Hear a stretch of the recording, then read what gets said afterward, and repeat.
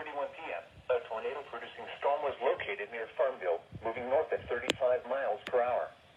Hazard, damaging tornado. Source, radar confirmed tornado. Impact, flying debris will be dangerous to those caught without shelter. Mobile homes will be damaged or destroyed. Damaged roofs, windows, and vehicles will occur. Tree damage is likely. This tornadic thunderstorm will remain over mainly rural areas of southwestern Edgeville and northeastern Wilson counties, including the following locations: McLeesfield and Pine Tops. To repeat, a tornado is on the ground. Take cover now. Move to a basement or an interior room on the lowest floor of a sturdy building. Avoid windows.